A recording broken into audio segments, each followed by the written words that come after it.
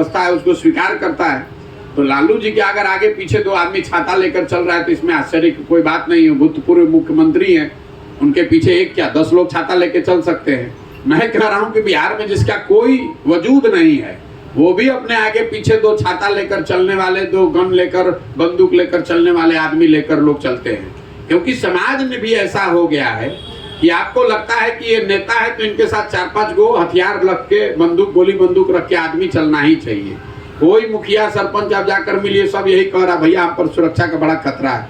हम 11 महीना से चल रहे हैं, हमने अभी कानून व्यवस्था की बात की, बहुत कानून व्यवस्था खराब है। कहाँ कोई आकर मार रहा है, कहाँ कोई हमको यहाँ का धक्का दे रहा, हम तो यहीं सोते हैं, यहीं रहते हैं। तो ये जरूरत से ज्यादा मानसिकता है। जरूरत कुछ लोगों को होगी, अगर आप पद पर बैठे हुए हैं और अगर आपको कुछ सुरक्षा सरकार से है तो पद की सुरक्षा है, वो व्यक्ति की सुरक्षा की जरूरत नहीं है। लेकिन लोगों के दिमाग में ऐसा है कि अब मैं नेता बन गया, अब मैं मुखिया बन गया, एमएलसी बन गया, विधायक बन गया, तो हमारे साथ 4-5 सुरक्षा वाले लोग होने चाहिए। मुमताज अहमद, हिंदुस्तान अखबार से। और आपने कई सरकारें बनाई, 14 से लेकर अभी तक बहुत सारा हम लोग सुनते हैं, पूरा देश सुन रहा है। 11 महीने की पद यात्रा के दौरान आपने सबके दुखों को महसूस किया, हर जगह से आपने समस्याओं को लिया। लोगों के मैंने जन जन में क्या समस्या सबसे रूबरू आप ही हुए और आपने बताया भी कि ये समस्याएं हैं। पूरे बिहार में इस बात की चर्चा भी है, आप जितने जिलों से घूमे हैं उन जिलों के अलावा भी जितने भी जिले हैं सब में आपका मैसेज पहुंच चुका है। तो रोग बता दिया आपने, डिजीज बता दिया, रेमेडी क्या है। लोग अब जानना चाह रहे हैं कि ये महागठबंधन हो या गठबंधन हो या जो भी सत्ता, जो भी सरकारें हैं, सबके साथ भी केंद्र की योजना भी गिनाई आपने, राज्य सरकार की भी योजनाएं गिनाई। सब में हर तरफ एक तरह से समझिए तो अब क्रांति की जरूरत है। लेकिन लोग आपके तरफ रूबरू है कि इन्होंने सारी समस्या को उकेड़ तो दिया, अब निदान क्या है। आपके तरफ हसरत भरी निगाहों से लोग देख रहे हैं, आपकी योजना क्या है, आप कैसे इसको लोगों को दूर। अगर आप इस पदयात्रा को करीब से देखेंगे और जो मैं लोगों को बता रहा हूँ, मैं समस्या से 5 मिनट ही बताता हूँ, उनको मैं निदान ही बता रहा हूँ। निदान ये नहीं है कि प्रशांत किशोर नया पार्टी बनाकर नया नेता हो जाए बिहार के, क्योंकि अगर पीछे के लोगों ने बिहार के लोगों के साथ धोखा किया है तो इस बात की कोई गारंटी नहीं है कि प्रशांत किशोर भी आगे धोखा नहीं करेंगे।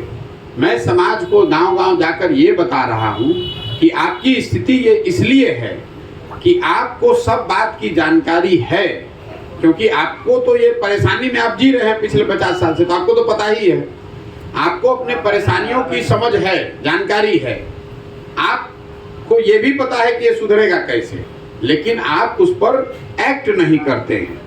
जैसे आप देखेंगे मेरी सभाओं में एक चीज जो मैं हर जगह कराता हूँ, हर जगह मैं लोगों से 3500 गांव में कराया है मैंने।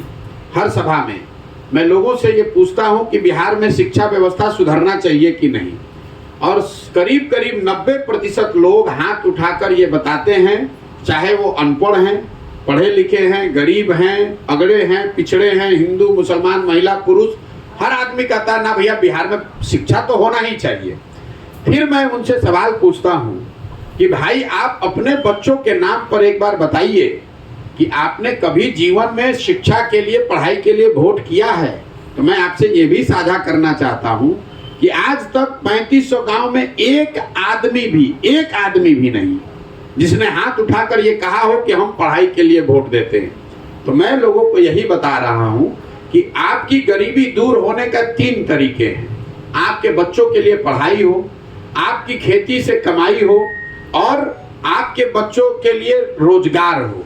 ये 3 चीज होनी चाहिए। लेकिन आप वोट इन तीनों में किसी एक चीज पर नहीं देते। आप वोट देते हैं जाति पर, आप वोट देते हैं धर्म पर, आप वोट देते हैं 5 किलो अनाज पर, आप वोट देते हैं नाली गली पर, आप वोट देते हैं राम मंदिर बनाने के लिए, आप वोट दे रहे हैं पुलवामा पाकिस्तान के लिए। तो मैं जो आप रेमेडी बता रहे हैं, मैं समाज को यही जाकर आईना दिखा रहा हूं कि आपकी समस्या है दाएं साइड और आप वोट कर रहे हैं बाएं साइड के आधार पर। तो ये होगा कैसे? आपको वोट जिसको करना है कीजिए।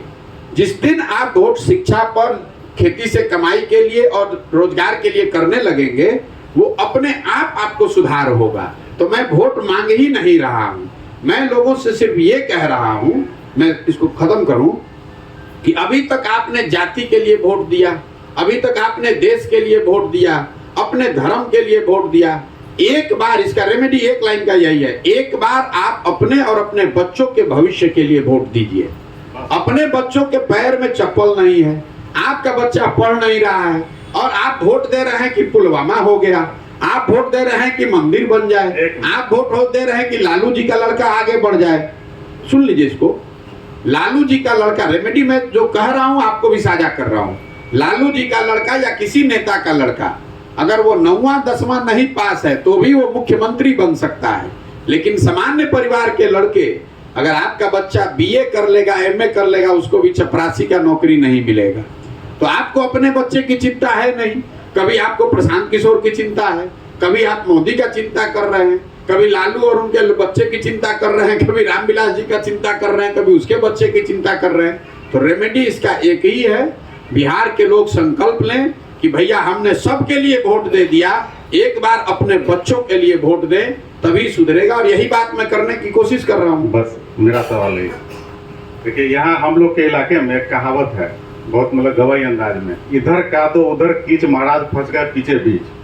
ठीक है, आपने रेमेडी बताया, आपने ये भी बताया कि मैं वोट मांगने नहीं आया। ठीक है, आप वोट बच्चों के भविष्य को देकर करें, लेकिन इधर का तो उधर कीच वाला हिसाब है। सभी जो यहाँ पर हैं उसी एक ही थाली के चट्टे बट्टे हैं। तो ऐसे में लोग, मेरा सवाल वो था कि लोग खोज रहे हैं, नहीं आप ठीक है, भविष्य के बच्चे, भविष्य बच्चों का भविष्य देखकर ही वोट करें। तो वोट करने वाला जगह फिर देखिए, फिर यही आप लोग, आप जब आएंगे नहीं तो कौन आएगा? आपकी भारी गलती है। मैं आपको वैशाली का उदाहरण दे देता हूँ, आप पत्रकार हैं समझिए। ये जो आप लोग कहते हैं कि हमारे पास विकल्प नहीं है, वैशाली में रघुवंश प्रसाद सिंह जी माननीय सांसद होते थे। मैं जब वैशाली गांव-गांव में घूम रहा था तो मुझे लगा कि वैशाली के गांव में सड़कों की स्थिति दूसरे जिलों के मुकाबले थोड़ी अच्छी है। तो मैंने लोगों से पूछा कि भाई यहाँ पर सड़क यहाँ पर कैसे बना है? तो लोग बताते हैं, हर जगह बताया कि रघुवंश बाबू जब ग्रामीण कार्य मंत्री थे, ग्रामीण विकास मंत्री थे दिल्ली में, उन्होंने इसमें से ज्यादातर सड़क बनाई है। लेकिन उसी वैशाली की जनता ने जब वोट हुआ, आप कहते हैं विकल्प नहीं, आप नया खोज रहे हैं, जो आपके पास विकल्प था, तो आपने रघुवंश बाबू को हराया और जिताया किसको? रमा सिंह को। फिर दूसरी बार 2019 में फिर रघुवंश बाबू को हराया, जिताया किसको? बीना जी को। तो मेरा कहना है कि जब विकल्प आपको दिखता भी है तो भी आप उस विकल्प को स्वीकार नहीं करते हैं। समाज में जब तक आप प्रयास नहीं कीजिएगा, जब तक समाज में आप प्रयास नहीं कीजिएगा, तो कोई अच्छा आदमी विकल्प के तौर पर खड़ा भी हो जाए तो आप ही हम कहते हैं कि अरे बिहार में नहीं चलेंगे, बिहार में बढ़िया बोलने वाला थोड़ी चलेगा। बिहार में जो आदमी कुर्ता के ऊपर गंजी पहने उसी को आप लोग नेता कहते हैं। जिसको भाषा का ज्ञान ना हो, जिसको विषय का ज्ञान ना हो, जो लाठी डंडा करे, गाली गलौज करे, चोरी